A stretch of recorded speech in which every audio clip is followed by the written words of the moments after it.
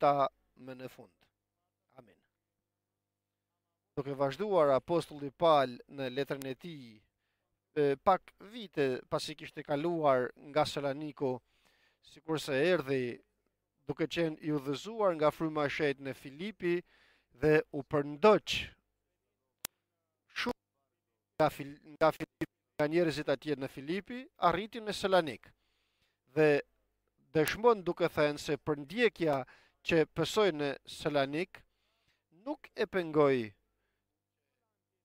përdikonte, më falni, përndjekja që kaloi në Filipi nuk e pengoi që të predikonte ungjillin në Salonik, duke ditur se besoi Perëndia duke i dhënë ungjillin dhe nuk kishte të drejtë përpara Perëndisë atë që Perëndia ja kishte besuar, ai të mos e vepronte dhe të punonte për të predikuar tek njerëzit e tjerë, ku me radhët e tyre ato njerëz do t'u besojnë njerëzve të tjerë dhe kështu brez pas brezi në mënyrë që ungjilli të predikohet në për gjitha shekujt në të gjithë faqen e dheut.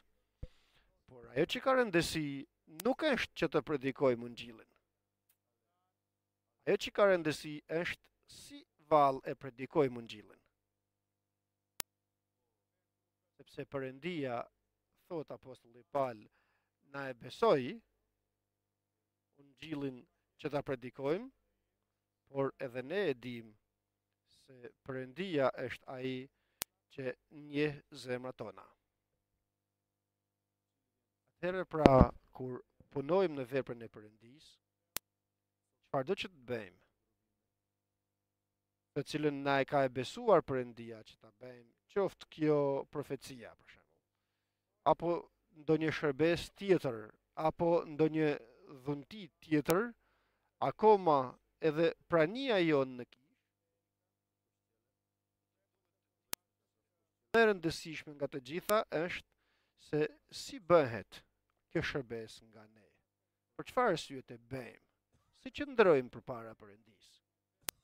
Sepse Perëndia, përveç se na ka besuar diçka, çfarëdo që ti ketë besuar gjithë secilit nga ne, atij i përket që ti shoh të gjithë bijtë e njerëzve.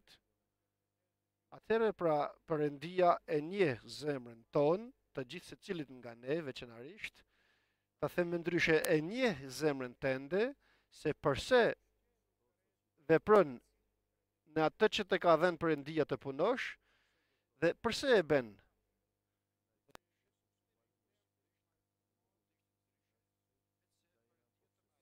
Nëpërmjet Palit dhe letrave të tija, duke thënë se çfarëdo që të bëjmë, karakteristika e parë dhe bazë është se nuk na intereson që t'ju pëlqejmë njerëzve. Por ajo që na intereson është gjithmonë që çfarëdo që të bëjmë, të jemi të pëlqyeshëm përpara Perëndisë. Nuk është që t'i marrim me fjala lajkatuese njerëzit, të fitojmë simpatin e njerëzve të tjerë, ose akoma më tepër sikur se do të shohim të fitojmë mirësinë ndaj njerëzve. Ajo që ka rëndësi dhe dua ju lutem që të jemi shumë të kujdesshëm në këtë, është që të fitojmë mirësinë e Perëndisë, simpatinë e Perëndisë. Si rezultat të kemi hirin e Jezu Krishtit dhe mëshirën e Perëndisë. Hirin e Jezu Krishtit në mënyrë që çfarëdo të keqe që të bëjmë, të gjejmë hir përpara Perëndisë, dhe pavarësisht se nuk bëjmë të mira, Perëndia të na mëshiroj dhe të na bekoj. E dini se nuk është e lehtë kjo. Do t'ju them një paçi Perëndia. Shpeshherë që të fitojmë mirësinë e një njeriu, për shembull, të nipit tim, të djalit të vajzës që është nipi im, të fitoj dashurinë e tij, çfarë do të bëj? Do të bëj atë që i pëlqen fëmijës që ta fitoj, apo do të bëj atë që i pëlqen Perëndisë që ta fitoj Perëndia? E kam si zakon t'ju them të gjithë fëmijëve se nuk ja u prishi hadrin kurrë, por duhet që ta ndreqi këtë. Do ta prishi qefin në qoftë se ti je sipas vullnetit të Perëndisë. Nuk është që ti pëlqejmë asnjë njeriu, sepse zemra jon, nga që është tradhtare dhe shumë e pabes, don që të fitoj mirësinë dhe dashurinë e njerëzve. Por ky është një gabim i madh. Ne duam që të fitojmë simpatinë, dashurinë dhe të bëhemi të denjë përpara Perëndisë. Nëse e fitojmë mirësinë e Perëndisë, atëherë kemi fituar të gjitha të tjerat. Nëse nuk e kemi mirësinë e Perëndisë, atëherë sado që të mundohemi, nuk fitojmë asgjë. Bile mundësisht humbasim ose bëjmë dëm. Shpesh herë do të vini në një pozicion të tillë që të zgjedhni atë që bëj do t'i pëlqej njeriut apo bëj të kundërtën që t'i pëlqej Perëndisë. Kur të merrni vendimin që të bëni atë që i pëlqen Perëndisë, shpesh herë do të mërziten njerëzit me ju. Do të mërzitet vëllai juaj, familjen tuaj. Por pika kritike nuk është që të mos mërzisim njerëzit, pika kritike është të mos mërzisim kurrë Perëndin i cili na besoi lavdin e tij Jezu Krishtin. Perëndia të na ruaj, vëllezër dhe motra, në mendimin ton, në vendimet tona dhe në veprat që bëjmë. Dua, thot apostulli Paul, që jo t'ju pëlqej njerëzve. E di se s'kemi për të qenë të pëlqyeshëm përpara njerëzve. Në qoftë se do të dua, ku dua që t'i pëlqej Perëndisë. Dhe vazhdon tani me hollësi dhe me të përcaktuara fjalët se çfarë do të thotë t'ju pëlqej njerëzve dhe jo t'i pëlqej Perëndisë. Thot, ne pra nuk kemi përdorur kurrë, sikurse e dini mirë, fjalë lajkatuese, që t'ju pëlqejnë njerëzve dhe është e kollajt që ta bësh njeriu të doj që t'i flasësh fjalë me lajka. I krishteri, vëllezër dhe motra, nuk flet me lajka, flet të vërtetat. Dhe të vërtetat nuk janë lajkatuese shumë herë, të mos them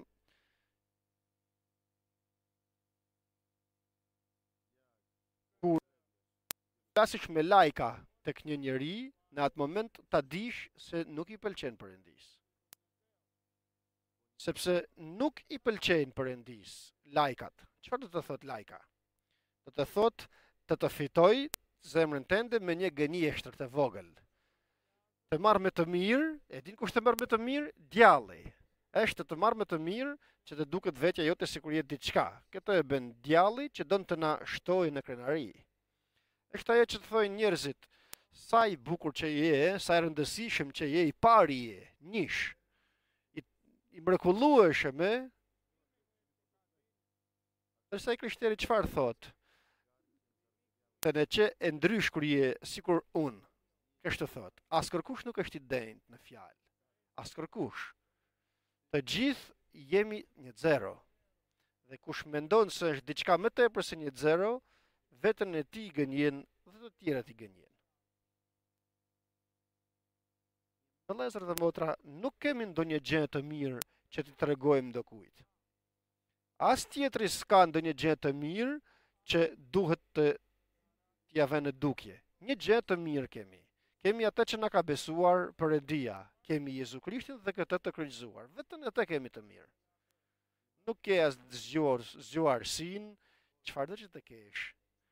Perëndia ta ka dhënë dhe lavderoje Perëndin, falenderoje atë dhe porulu që mos ta humbasësh atë që ke. Përse vallë Perëndia është kaq i keq dhe do të na marrë? Është kaq i mirë ku kur të krenohemi për atë të mirë që na ka dhënë, na bën Perëndia të porulemi që të mos humbasim jetën e përjetshme. Vëllezër dhe motra, për këtë arsye na intereson që të mos ju pëlqejmë njerëzve dhe të mos i pëlqejmë as vetes tonë, por t'i pëlqejmë Krishtit. Për këtë arsye as të mos marrim as vetën tonë me të mira, o sa mirë që i bëra kështu, sa mirë që i thash, sa rëndësishmi që jam, kjo është akoma më e keqe nga sa të bësh lajkat e një tjetër. Jo, vëllezër dhe motra, nuk kemi nevojë që të dukemi, që të shfaqsohemi. apo të shfaqsoj njeri tjetrin sikur bënin hipokritët farisejt. Mërshme është. Atë që kemi të nevojshme është që të gjejmë hir tek Perëndia, se mos vallë do të ketë dëmshuri për ne dhe të na mëshiroj. S'kemi asgjë të mirë të tregojmë. Dhe nëse duam t'i pëlqejmë Perëndis, do t'i pëlqejmë vetëm se jemi të përulur. Dhe nga që i afrohemi si fajtor, atëherë jemi të pëlqyer përpara Perëndis. Për këtë arsye thot apostulli Paul, ju e dini shumë mirë dhe ju fton si dëshmitar fton vëllezërit, duke ju thënë se e dini se kur si u mora me fjala lekatuese. Dhe gjithmonë Pali dhe çdo njeri i Perëndis dhe fjala e Perëndis flet me të vërtetën e Ungjillit. Dhe e vërteta e Ungjillit tek veshjet e njerëzve ku ecën sipas mishit është e egër. Por tek njerëzit që ecja e tyre është sipas frymës, atëherë fjala e Perëndis është e bekuar dhe zeri i frymës të shenjtë është i ëmbël për ta. Çfarë do në vallë të dëgjosh? Nuk është vetëm që çfarë të pëlqejë të thuash, por është edhe e kundërta, çfarë do të dëgjosh? Do të dëgjosh fjalë lajkatuese, fjalë të mira, apo do që të kontrolloj fryma e shenjtë? Mërzitesh kur të kontrollon fryma e shenjtë, ose kur të kontrollon Perëndia nëpërmjet çfarë do njeriut. Qoftë edhe nëse nuk ka të drejta ai njeri, mirë të bën. Dhe kur një njeri kontrollon dikën tjetër dhe të thotë gjëra të sipas mendimit tënd nuk janë edhe të sakta, nuk janë edhe të vërteta, mos u mërzit. Nuk e kam kuptuar. Mos vall ka të drejtë ai që më fol. Ai që më foli mos vall më fol e bën Perëndia të më flas. E dini se në një frymë të tillë kënaqet Perëndia tek ti. Gëzohet Perëndia me ty, sepse shikon një njeri që nuk ka sigurinë e drejtësisë të vet apo të vërtetës të vet, por shikon një njeri që ka përuljen, dhe dobësinë e tij, mbase mund të bëjë edhe gabim. Kush e din? Kjo është siguria jonë, vëllezër dhe motra. Pra, jo që të mos flasim fjalë lajkatuese, por edhe të mos të presim lajka nga dokush. Dhe dëshmitaret janë vëllezërit e Palit në Salonika të herë, dhe dëshmitar sot është burri yt apo gruaja jote, fëmijët e tu apo vëllezërit dhe motrat e tu. Kur mos folni me lajka, as fëmijët tuaj, as kërkënd. Kam dëgjuar disa nëna që thojnë, "O sa kukull që je, sa bukur që je me atë fustan kështu." Mos I thoni këto gjëra, besojnë dëm fëmijët. Por edhe të mëdhejt besojnë dëm. Mos folni kështu. E shikon se është I bukur fëmija, lavdëroje Perëndin. E shikon se shkoi mirë fëmija në shkollë, lavdëro Perëndin për te. Sepse nuk është as që të duash, as që të vraposh, por të gjitha janë sipas mëshirës që bën Perëndia tek gjithë secili. E dyta, dhe as nuk jemi nisur nga motive lakmie dhe nuk kemi kërkuar lavdi prej njerëzve. Njëra pra është fjalët lajkatuese dhe jo. Dhe as nuk kemi nisur nga motivet lakmiet dhe dëshmitar për këtë është Perëndia. Kjo është karakteristika e dytë. Çfarëdo që të bësh, e bën që të fitosh dikënd. Perëndia të na ruaj. Dhe aty vëllezër dhe motra nuk vendos apostulli Paul dëshmitar vëllezërit, por vendos dëshmitar Perëndin, sepse vetëm Perëndia e njeh zemrën e Paulit, se çfarëdo që e bën, nuk e bën për fitimin e tij personal, por e bën të gjitha sa I bën për lavdinë e Perëndis. E para janë fjalët lajkatuese dhe dytat janë motivet e lakmisë, që të fitoj diçka. Vëllezër dhe motra, nuk kemi mirësinë e Perëndis kur çfarëdo që ta bëjmë, e bëjmë për interesin ton. Çfarëdo lloj mënyre të jetë ky lloj interesi jon. Çfarëdo që të bëjmë, e bëjmë për Krishtin. Ma ka interes për Krishtin? Sigurisht që ka interes për Krishtin. Cili është interesi I Krishtit? Krishti vdiq për shpëtimin e njerëzve. E bëjmë për shpëtimin e njerëzve pra. E bëjmë për lavdinë e Perëndis. dy gjëra që do t'i shohim dhe disa të tjera do të shohim pastaj, por këto dy të parat janë tragjike në qoftë në jetën tonë nuk kujdesemi dhe bijem në ta. Të flasim me fjalë lajkatuese ose të na bëjnë lajka të tjerët, të duam të na bëjnë lajka. Të fitojmë ose të ndihmojmë të tjerët që të fitojnë fitime të paligjshme. Nga që dua djalin tim për shembull, do të bëj gjëra që të fitoj djali im. Kështu i kam humbur edhe veten time dhe djalin tim dhe të gjitha i kam humbur. Që të fitoj vëllai im, përsëri jo. Fitimi është vetëm për emrin e Krishtit. Dhe fitimi i Krishtit është shpëtimi i njerëzve. Shpëtimi i njerëzve është vetëm me ungjillin e Jezu Krishtit që na besoi Perëndia që t'ua japim të tjerëve, t'ua japim jo me fjalë lajkatuese dhe jo me dëshirë për të pasuruar. Është edhe një pikë tjetër e tretë. Nuk kemi kërkuar lavdi prej njerëzve, as prej jush, as prej tjerësh. Lavdi të kërkojmë është që të shfaqim veten i krishteri ka paruljen. Parulet vet. Jo vetëm që nuk tregon veten e tij, jo vetëm që nuk don që të lavdërojnë, por as don që të lavdërojë të tjerë. Lartësoj dikend. Vetmi person që nderohet në kish është Krishti. Për këtë arsye nuk ka tituj në kishën e Krishtit. Shumë i shenjti, këto nuk ekzistojnë në kishën e Jezu Krishtit. Në kishën e Jezu Krishtit ekzistojnë vetëm vëllezër dhe mundësisht vëllezër të përulur, të cilët të gjithë fshehen pas bariut të tyre të mirë që është Krishti. As të shfaqsojnë veten, as të tregojnë veten, as të lartësojnë veten, as të shfaqsojnë njerëz të tjerë. I vetmi që lartësohet, nderohet dhe lavdërohet në kishën e Jezu Krishtit është Jezu Krishtit, Zoti. Zoti i çdo fuqie. Vetëm ai lartësohet, nderohet, lavdërohet. Nuk i japim lavdi as kërkujt dhe as kërkojmë që dikush të na lavdërojë. Pavarësisht se thot apostulli Paul se mund të japim të bëhemi barë vëllezërve për veprën që na ka dhënë Jezu Krishti.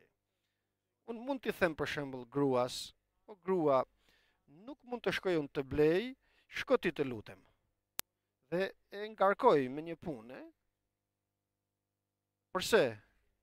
Sepse atë që bëj është shumë e rëndësishme, kur është e rëndësishme, ajo që bëj është shumë e rëndësishme nga ajo që më kërkohet të bëj. Për shembull, gruaja i ndihmon të fëmijët të mësonin. Kur mëson të fëmijët gruaja, kur nuk e ndërprisja. Është shumë e rëndësishme ajo që bënte. Duke krahasuar me atë që doja të bënte, që shkonte të blinte për shembull, apo të lante, të pastronte. Më rëndësishme është të mësoj fëmijët. Këto janë shembuj të vegjël ku nuk kanë shumë marrëdhënie me ungjillin, por ajo që thot apostulli Paul është pavarësisht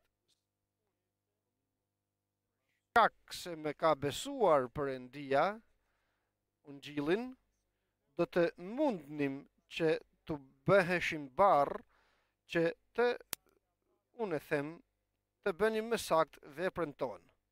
Por nuk e bëjmë që të bëhemi barë. Përse? Sepse ajo që kam më të rëndësishme të bëj në jetën time është që t'ju shërbej ju. Mundem që t'ju ngarkoj me ndonjë barë, por ajo që don Perëndia dhe është më rëndësishmja, edhe të mos ju ngarkoj me ndonjë barë dhe t'ju shërbej mundësisht. Domethënë, cila është puna më rëndësishme për ty apostulli Paul në kish? Është që të lehtësoj barën nga vëllezërit, t'i ngushëlloj, t'i përforcoj, t'i ndihmoj dhe mundësisht të interesohem për ta dhe ka një shembull shumë të bukur të veçantë me embëlsi, thot, ashtu sikur se me ndesha, është ajo nena, janë të pasurat që marrin një grua që mbasi janë edhe 7 zen, falni, janë gratë që kanë të japin qumësht fëmijëve të tyre. Është ajo që themi, ose nëse themun sakt, ne interesohemi jo vetëm që si u ngarkojmë me ndonjë ngarkesë, por interesohemi për ju sikurse me ndesha që din shumë mirë të rrisë fëmijët. Fëmijët e saj që ka dashuri për ta nga që janë fëmijët e saj. Do më thënë, nuk është sikur se një nen që rritë fëmijët, por nuk din t'i rrisë fëmijët. Fëmija, kur ka fëmijën e parë, nuk din që ta rrisë, nuk din as që t'i japë të pi, as një mendesh që është e paguajtur me lekë, që nuk i donë fëmijët. Ne kemi atë embëlsin dhe thjeshtësin, jo vetëm që mos t'ju ngarkojmë me ndonjë barr, por t'ju shërbejmë sikurse mendesha që din shumë mirë të rrisë fëmijët e saj që i donë. Pra, në mënyrë të përsosur kjo nen, dhe din, dhe mundet, dhe don, dhe bën. Kështu edhe ne qëndruam në shërbesën ton ndaj jush, thot apostulli Paul, me dashuri, duke patur dashuri ndaj jush. Përse e bëjmë këtë? Sepse kemi dashuri për jua, ju duam pra. Ma që është kjo, vëllezër dhe motra? Nuk i njifte vëllezërit, tani njofti. Dhe iku pastaj. Tani apostulli Paul është në Korint, por nuk shoj së dashuri vëllezërit e tij në Salonik. Dhe jemi kaq të mirë dhe të butë, nga që kemi një dashuri të zjarrt ndaj jush. Ma ku e gjeti këtë dashuri apostulli Paul për këto vëllezër? Cila është teknika që të shtojmë dashurinë tonë? Një është, vëllezër dhe motra, shenjtë. Dashuria e Perëndis është dhënë në zemrat tona nëpërmjet frymës të shenjtë. Kur të lutesh për një vëlla, mos u lut vetëm me mendje dhe me fjalë, por lutu edhe me frymë, që të shohësh se pas kësaj lutjet, si Perëndia do të mbush zemrën tënde me dashurinë e tij, me dashurinë atërore, me dashurinë e veçantë të Perëndisë. Duke patur pra një dashuri të zjarrt, gëzohemi dhe kënaqemi që tu komunikojmë dhe tu japim jo vetëm ungjillin e Perëndisë, dëgjoni ç'i u thotë, por edhe vetë jetën tonë. Nuk duam vetëm që t'ju japim ungjillin e Jezu Krishtit. Çfarë të thot për shpirtrat tonë? Thot, sikur thot Zoti jon dhe apostulli Paul dhe fjala e Perëndisë, se Krishti na ka dashur dhe dha shpirtin e tij për ne, edhe ju, dhe apostulli Paul thot, dhe ne duhet që të japim shpirtin për vëllezërit tanë. Do me thënë, dashuria nuk është nga zemra, nga thellësitë e zemrës. Dashuria del nëpërmjet të përbrendshmeve të shërbëtorëve të Perëndisë, të njerëzve të Perëndisë. Vallë, është e lehtë kjo. Nga ana njerëzore është e pamundshme, vetëm Perëndia mund ta bëjë. Tek ato që gëzohen, që të japin ungjillin kështu sikur se e lexuam.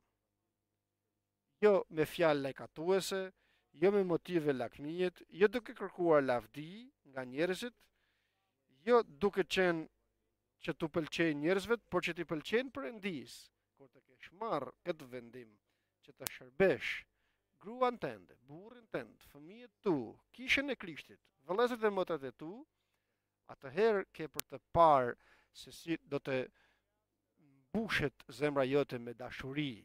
Do të më thuash ndaj të gjithëve, këtu është pika kritike për ne. Nga njëherë jo për të gjithë. Dhe përse?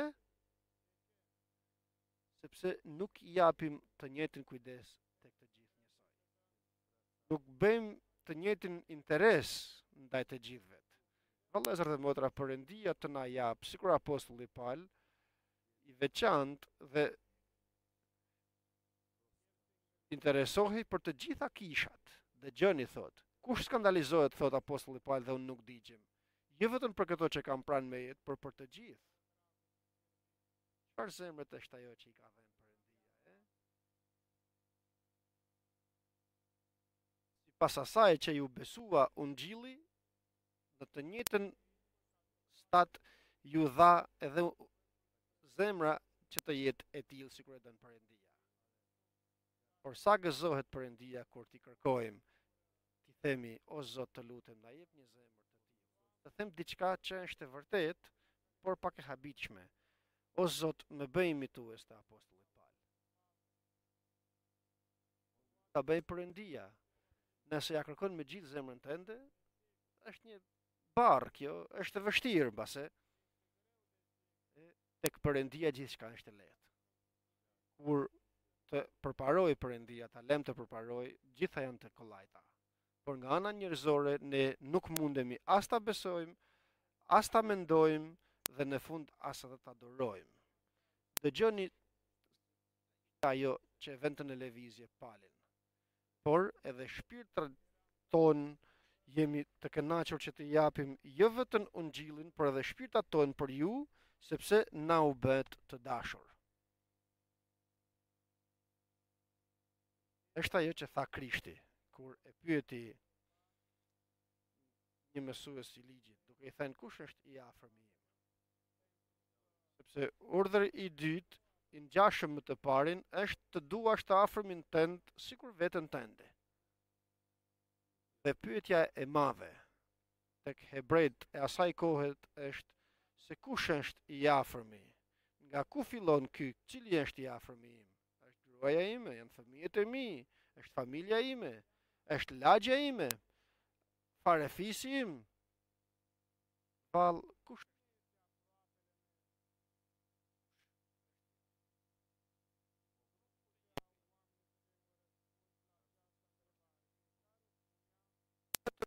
Ta përgjigjen. I afërmi yt është ai që do të bëhet i afërmi ti. Nuk është se kush është i afërmi ti. Do më thënë, nëse unë i afrohem dikujt, sikur ai që u afrua Samaritani tek i plagosuri, çfarë fitoi? Fitoi që të plagosurin ta bëj, ta doj sikur veten e tij. Dhe kur Samaritani e pa të plagosurin që ta doj sikur veten e tij, si i fliste Samaritani. I fliste duke e dashur atë sikur veten e tij. A don të bëhesh vallë bërës i ligjit mbretëror të duash të afërmin tënd sikur veten tënde? Shko dhe afrohu tek i afërmi yt. Me dëmshuri, me dashuri. Bëhu i afërmi ti. Dhe ka për të dashur sikur veten e tij. Dhe kur të doj sikur veten e tij, atëherë nuk mundesh që të bësh tjetër veç se dhe ti ta duash sikur veten tënde. Shikoni pra vëllezër dhe motra, se dashuria është diçka që dallohet, nuk fshehet. Dhe kur nuk mund të doj tjetri, kur nuk ke dashuri për te, nuk të don. Do të mund të ndonjëherë që i plagosuri të donte priftin dhe levitin, kur nuk mund ta donte. Dhe hirë të gjenden nga Perëndia mund ta doronte pak, duke duruar njëri tjetrin në dashuri, mbase mund t'i duronte. Por sa e kollajt ishte që të donte i plagosuri Samaritanin që ndihmoi. Dhe sa e lehtë është për Samaritanin tani më që të doj të plagosurin që u bë mirë. Perëndia të na jap këtë dashuri, por na e jep kur të bëhemi të afërmit e tij. Pyetja pra dhe përgjigja e Zotit tonë Jezu Krisht është se kush u bë i afërmi i atij që u plagos. Perëndia të na ndihmoj. Mundemi vëllezër dhe motra, me hirin e Jezu Krishtit, me forcën e frymës të shenjtë, dhe veçanërisht në ditët e fundit. Mundemi akoma më lehtë që të bëhemi njeri për tjetrin të afërm të tij. Vazhdon duke thënë, kështu kjo dashuri që kishte Pali ishte e vërtetuar dashuria. Nuk ishte dashuria vetëm me fjalë, por ishte dashuria me vepër dhe me të vërtetë. Cila ishte vepra? Sepse ju o vëllezër e mbani mend lodhjen dhe mundimin ton. Shiko, mundimin, je munduar ndonjëherë për ndonjë vëlla?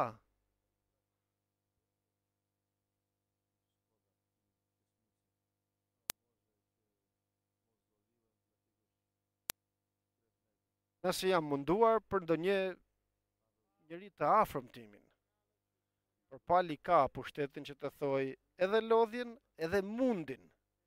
Çfarë do të thotë? Të mundosh me gjithë zemrën, ta shoh vëllain tim dhe të rëndoj shpirtin tim. Ne shohim vëllain ton, e rëndon shpirtin ton dhe momentin pasues e kemi harruar. Përse? Sepse kemi kaq ngarkesa të tjera në kurrizin ton. Por apostulli Paul thotë, parë e lodhjen e mundin ton, se si kemi punuar ditë e natë që të mos i bëhemi barr asnjërit për jush. Dhe predikuam ungjillin e Perëndisë ndër ju. Me lodhje, me mundim, duke punuar natë e ditë për ju. Natë e ditë. Natë e ditë. Ma si mund të punoj edhe natën edhe ditën? Ka njerëz që punojnë. Kur kuptoj që thot apostulli Paul, nuk është vetëm puna toksore dhe puna njerëzore, por është edhe lutja. Është kërkimi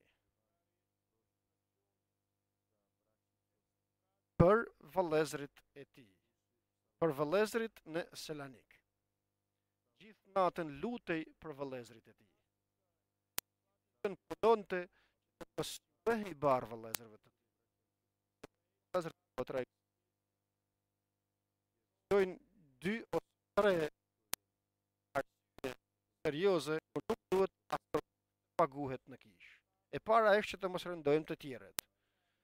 Dhe e dyta është ajo që thot apostulli Paul, të mos shfrytëzoj pushtetin që më ka dhënë Perëndia me anë të ungjillit të tij. Dhe arsyeja e tretë është që të mos kem të met në shërbesën time dhe disa të më akuzojnë se unë predikoj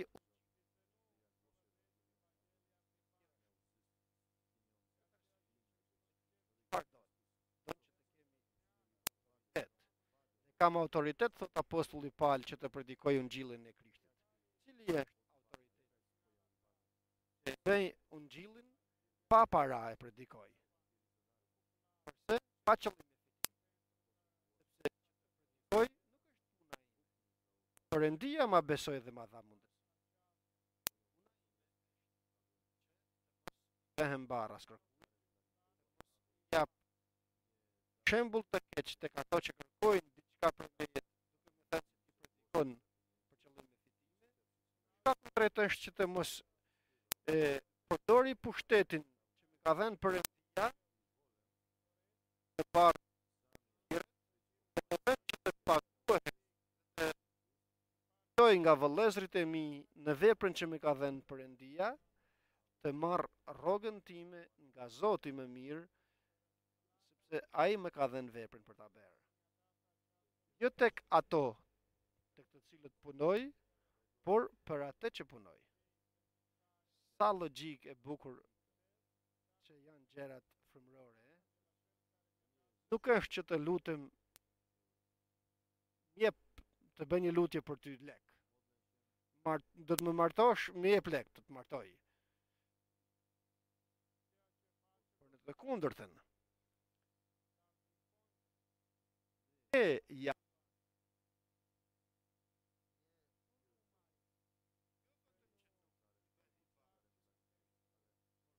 e ti, me mundin e ti dhe me lodhjen e ti, shërbente edhe me anën ekonomike vëllez. Prekullia. Ma ku i gjente? Din Perëndia që të gjej mënyra që të jap. Din Perëndia. Bënte çadra dhe nuk pushoi, nuk e ndaloi punën e tij. Domethënë bënte çadra dhe Perëndia i gjente klienta, të bënte çadra e paguarin dhe parat që merrte i bënte sipas vullnetit të Perëndisë. Çfarë njerëzish ishin ato? Para apostolike vëllezër dhe motra, të cilën duam të ngjajmë. Nuk mundemi, por lutemi që Perëndia të na ndihmojë që të ngjajmë. Amen vëllezër dhe motra. Ma ku të ngjajmë tjetër? Kujt të ngjajmë? Të ngjaj unë ty dhe të më ngjash ti mua. Humbe ti dhe humba unë. Për këtë arsye apostulli Paul me autoritet thot: bëheni imituesit e mi, sikurse unë imitues i Krishtit. Dhe vazhdon tani akoma më në mënyrë të theksuara. Ju tani jeni dëshmitarët sa i përket ruar. Jo, më falni, për fjalët lajkatuesit, ju jeni dëshmitarët e mi, kurse për qëllimet e fitimit, Perëndia është dëshmitar. Dhe ju jeni dëshmitar, thot, dhe Perëndia, ju dhe Perëndia gjithashtu, se si jemi sjell me shejtarinë mes jush.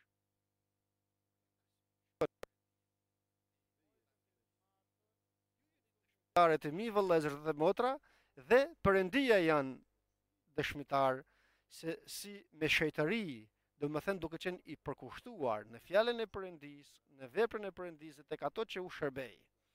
Jeta ime e përkushtuar tek Perëndia, tek fjala e tij, tek vepra e tij, tek kisha e tij dhe tek vëllezërit dhe motrat e mi. Me shejtari e para, e dyta, me drejtësi, vallë me cilën drejtësi? Jo me drejtësi njerëzore që është një rrobë një llosur, por me drejtësinë e Perëndisë ku karakteristika kryesore është dashuria me të gjitha karakteristikat e dashurisë. Durimi, falja, të gjitha karakteristikat e dashurisë, sikurse përshkruhen nga fjala e Perëndisë tek letra drejtuar Korintasve. Me drejtësi dhe pa tëmet, pa asnjë tëmet. U sollan mes jush. Nuk dua të kem ndonjë tëmet në shërbesën time, thoshte apostulli Paul. Për këtë arsye jam kaq i kujdesshëm dhe nuk më prish punë që t'u pëlqej njerëzve, po interesohem t'i pëlqej vetëm Perëndisë.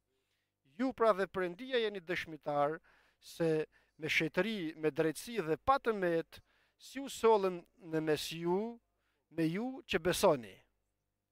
Tek ato që besojnë, tek ato që nuk besojnë, sjellje tjetër, do të thënë dhe kontroll, do të thënë dhe kontrolloj edhe në vend, dhe mundësisht edhe ngulkëmb.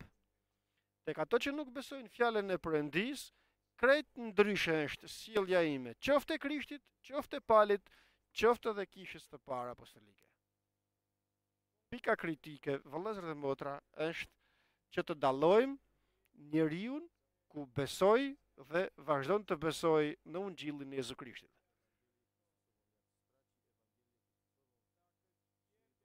Nëse humbet besimin në Ungjillin e Jezu Krishtit, atëherë do të vazhdoj të besoj tek njerëzit. Do të vinë shenja të këqija, do të shpresoj tek njerëzit e tjerë dhe do të jetë i mallkuar. Do të besoj në historira, në përralla. Dhe shumë lehtë, nga që ka humbur besimin e tij në Ungjillin, djalli dhe do ta terrorizoj, sepse është terrorist, dhe do ta lajkatoj, dhe do ta mashtroj, sepse është mashtrues, që mashtron gjithë faqen e dheut, dhe do ta akuzoj, do të akuzoj tek ai të tjerët dhe të tjerët dhe atë tek të tjerët, dhe humbet rrugën e tij. Për këtë arsye dhe apostulli Paul interesohet për ato që besojnë. Tek ato që besojnë, thot, u sollën mes tyre me shejtëri, me drejtësi dhe pa tëmet. Dhe si vërtetua kjo në këtë veprim të tin në shetërinë, drejtësi dhe patëmet, sepse ju e dini se ne këshilluam dhe ngushëlluam, nuk i shikonte si turma, por i shikonte si njerëz, duke këshilluar dhe ngushëlluar personalisht të gjithë. Sikur bën Krishti. Krishti ka marrëdhënie personale me gjithë secilin nga ne, dhe këtë don Perëndia edhe nga ne. Një marrëdhënie personale me gjithë secilin nga ne. Kështu edhe apostulli Paul ju kam këshilluar dhe ju kemi këshilluar dhe ngushëlluar si bën një baba me bijtë e vet. Sikur një baba pra, një baba tek shumë fëmijë, por tek çdo fëmijë veçanërisht. E dini se sa bukur është vëllezër dhe motra që fëmijët e tu të mos t'i shohësh si të përgjithshëm, por t'ju afrohesh si persona. Nuk i merr ja fëmijët të gjithë së bashku, nuk bëj asgjë, por thoja, sot do të marr të madhin. Sot dino do të dalim të dy bashk. Pas pak ditësh të merrsha vajzën, do të dalim vetëm me vajzën. Dhe u bëhesha shok ose miq me fëmijët, sepse përpara të tjerëve nuk flasin, por kur është ai fëmia. Dhe bëja edhe qefin, jo duke për lajka, por nëpërmjet Jesu Krishtit duke i shfaqur dashurinë tënde. Dhe babai këtë karakteristikë ka, interesohet për fëmijët e tij një nga një që të mos kenë asnjë mungesë. Karakteristikë e bukur e dashurisë atërore. Asnjë mungesë, as frymërore, as materiale. E dyta, siguron shpëtimin, sigurinë e fëmijës. Keni parë nënën se si interesohet për fëmijën, babain, mos t'i prekësh fëmijën, Dhe e treta, interesohet për përparimin e tyre. Janë 3 pikat bazë të dashurisë atërore, mbulon nevojat. Siguron sigurinë e fëmijës. Dhe e treta, interesohet që të përparojë fëmijën e tij. Kjo është dashuria atërore që ka apostulli Paul për të gjithë vëllezërit e tij. Kjo është dashuria atërore që na këshillon duke na thënë bëhuni imitues të mi sikurse edhe unë i Krishtit. Dhe të mos harrojmë tek gjithë secili, veçanërisht tek gjithë secili. Halleluja. Jo tek të gjithë së bashku. Çfarë njeriu ishte ai, Dhe se çfarë njerëzish do të na bëjë edhe ne Perëndia, sikurse po i arrim fundit. Do të na bëj vëllezër dhe motra, nëse qëndrojmë dhe kërkojmë që të na bëj. Këshilluam pra si etër. Çfarë do të thotë këshilluam? Kur njeriu i Perëndis nuk këshillon sipas logjikës së tij. Njeriu i Perëndis i këshillon duke qenë se ja shfaq fryma e shenjtë.